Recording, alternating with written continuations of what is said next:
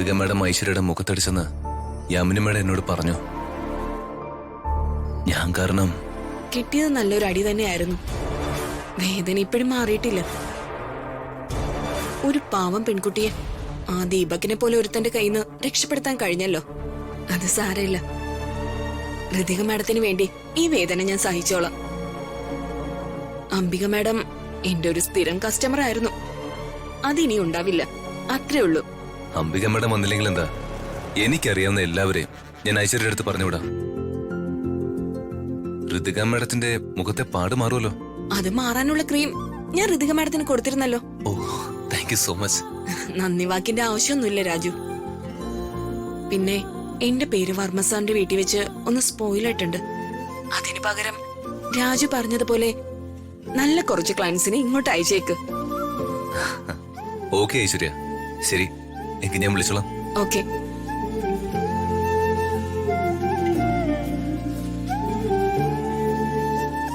ഐശ്വര്യ, നീ ഇത്രയും വലിയ ഉപകാരമൊക്കെ ചെയ്തിട്ട് ഒരു നന്ദി വാക്ക് മാത്രം കിട്ടിയാ മതിയോ?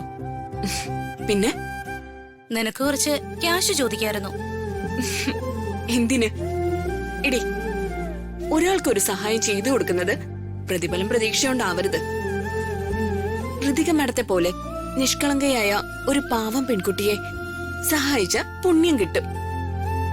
അതൊന്നും നിനക്ക് പറഞ്ഞാ മനസ്സിലാവില്ല.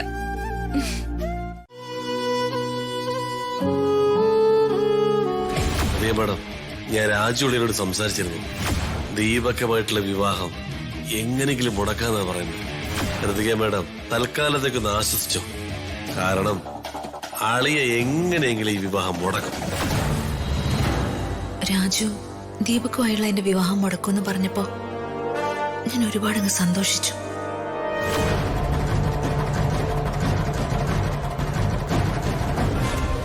എന്നെ ചതിച്ചല്ലടി. നീ എന്ത് ഭ്രാന്തായി കാണിക്കുന്നേ? ഋതിക എവിടെ? ഋതികയല്ല, ദിവ്യ.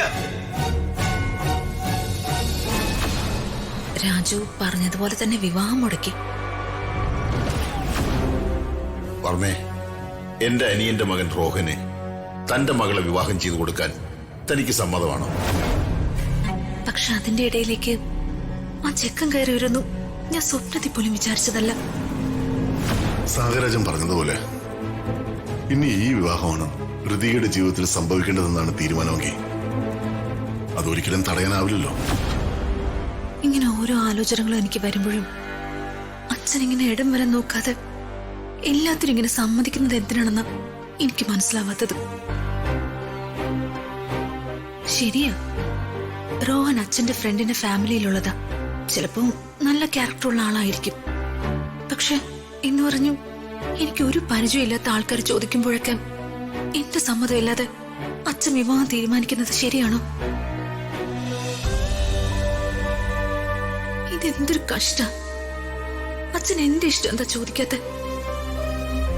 വിവാഹം നടന്നിട്ടില്ലെന്ന് പറഞ്ഞിട്ട് എന്തടി കാര്യം? ഒരു പ്രശ്നത്തിൽ നിന്ന് അടുത്ത പ്രശ്നത്തിലേക്കല്ലേ ഋതിക മേഡം ചെന്നിരിക്കുന്നത്. നമ്മുടെ മകനെ പറഞ്ഞ് മനസ്സിലാക്കാൻ നമുക്ക് പറ്റിയിട്ടില്ല. അവർ ഋതിക മാഡത്തിനെ മനസ്സിലാക്കുമെന്ന് നമുക്കൊരു ഉറപ്പുമില്ല. വേണുവേട്ടാ, അപ്പോ പുതിയൊരു പ്രശ്നത്തിലേക്കാണോ ഋതിക മോള് ചെന്ന് വീഴാൻ പോകുന്നതെന്ന് നമുക്ക് ഊഹിക്കാൻ പറ്റില്ലല്ലോ. മന്ത്രിയുടെ അനിയന്റെ മകൻ കാഴ്ചയിൽ നല്ല പയ്യനാണെന്നാ എനിക്ക് തോന്നിയിട്ടുള്ളത്. അങ്ങനെ കാഴ്ചയിൽ കാണാൻ കൊള്ളാവുന്നതെന്ന് വെച്ച് സ്വഭാവം നല്ലതാണോന്നുണ്ടോടി? ദീപകിനെ കാണാൻ എന്താ മോശ? എന്നിട്ട് അവന്റെ കയ്യിലിരിപ്പോ അങ്ങനെയുള്ള ഒരാളാണ് രോഹനെങ്കിൽ വീണ്ടും മാഡത്തിന്റെ ഭാവിയെ ബാധിക്കില്ലേ? എനിക്ക് അങ്ങനെയൊന്നും ചിന്തിക്കാൻ തോന്നുന്നില്ല വേണുവേട്ടാ. മോളുടെ ഭാവി നന്നാവണം, മോള് സന്തോഷമായിട്ട് ജീവിക്കണം, അത്രയൊക്കെ ഞാൻ ആഗ്രഹിക്കുന്നെ. മന്ത്രിയുടെ അനിയന്റെ മകൻ നല്ല ആളായിരുന്നാ മതിയായിരുന്നു ദൈവമേ. മാഡത്തിന്റെ ഭാവി നന്നാകണമെന്ന് തന്നെയല്ലേ എന്റെ ആഗ്രഹം. അതിനുവേണ്ടിയാണല്ലോ നമ്മുടെ മകനെ കൊണ്ട് മാഡത്തെ വിവാഹം കഴിപ്പിക്കാൻ ഞാൻ അത്രയും ശ്രമിച്ചത്. എല്ലാം വെറുതെ ആയില്ലേ? എനിക്ക് തോന്നണില്ലടി, ആ ചെക്കന്റെ മുഖത്തെ എന്തോ ഒരു പന്തികേടുണ്ട്. എന്റെ മനസ്സിന് അങ്ങോട്ട് ഉറപ്പ് വന്നില്ല.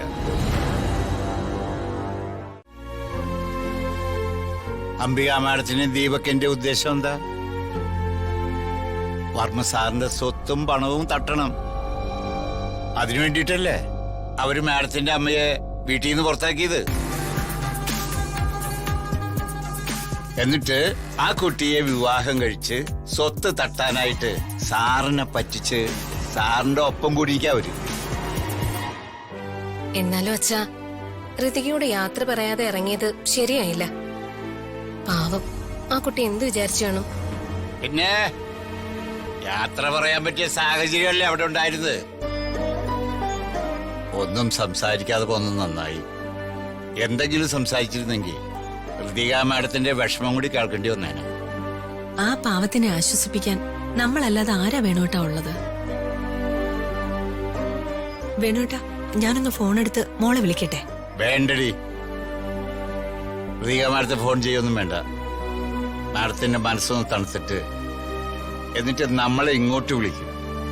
അപ്പൊ നമുക്ക് സംസാരിക്കാം. അതാ ശരി. അല്ല അച്ഛാ, വിവാഹത്തിന് വന്നവരൊക്കെ സദ്യ കഴിക്കാതെയല്ലേ പോയത്? അപ്പോ ആ സദ്യയൊക്കെ അവരെന്ത് ചെയ്ത് കാണും? സദ്യ അവിടെ അത്രയും പുകിലുണ്ടായിട്ട് മാഡത്തിന്റെ ജീവിതത്തിൽ പുതിയൊരാൾ വന്ന സാഹചര്യത്തില്